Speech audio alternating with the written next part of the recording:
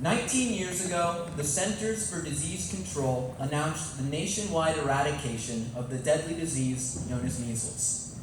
This year, the CDC has reported 465 measles cases in the U.S. so far.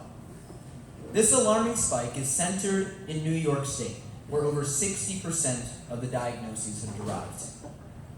Of the 285 state diagnoses, government reports claim that most of the infected patients are members of the state's Orthodox Jewish community.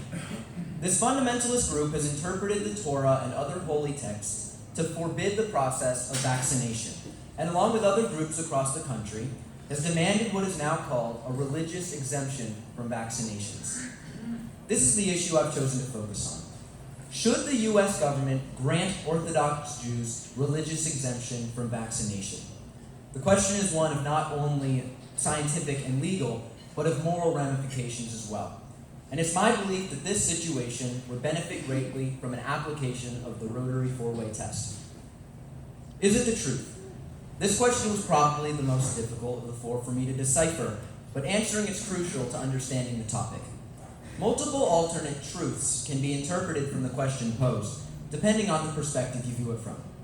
The truth for the Jewish community is obviously different from the truth of the U.S. government. Is it possible for the two groups to find a middle ground? Well, among the Jewish community, the truth is seemingly straightforward. It's what is presented in Jewish holy books such as the Torah and the Talmud. The interpretations of the truths, however, vary widely. The most prevalent argument of the anti-vax Orthodox community that I could find is in these holy books. Scattered throughout are commandments that one must not inflict damage upon one's body, because the body is a gift from God and therefore should not be defiled. These excerpts have been debated extensively by Jewish scholars, and most have voiced their support for vaccinations, claiming that the practice is a form of protecting against harm, not inflicting it. However, the portion of the community that we're concerned with still claims that the practice goes against the Word of God. Here we must consider the truths held by the other side. The U.S. government, doctors, and health professionals hold the truth that vaccines are, for the most part, safe and effective. However, even the CDC has conceded that vaccines are not completely without adverse effects. Fevers, rashes, and other mild symptoms are common because the vaccines kickstart the body's immune system.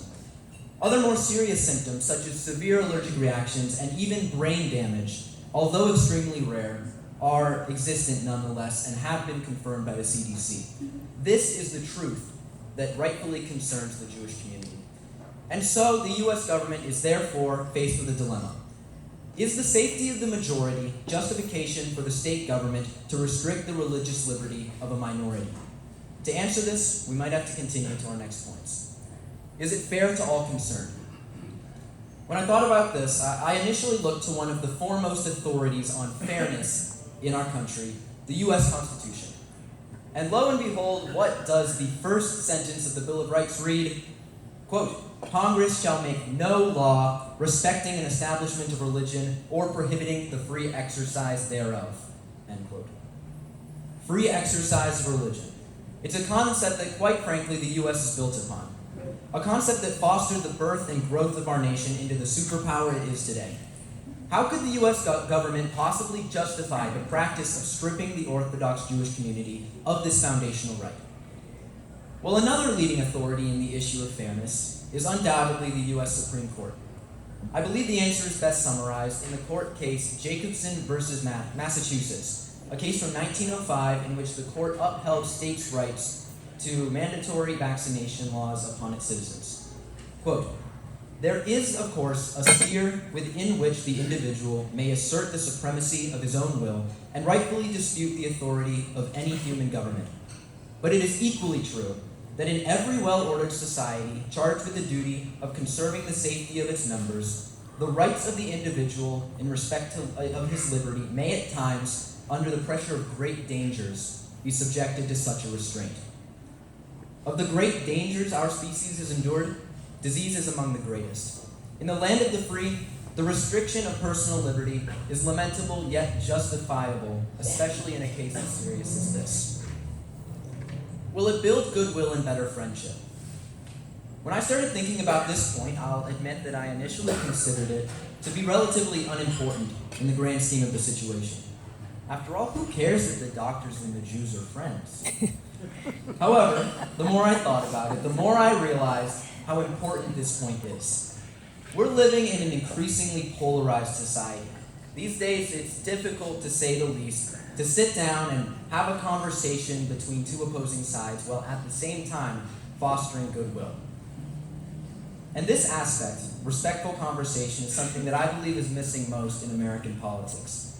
When two groups sit down and talk to one another, and more importantly, listen to one another, they abandon the need to make assumptions and are instead free to educate each other.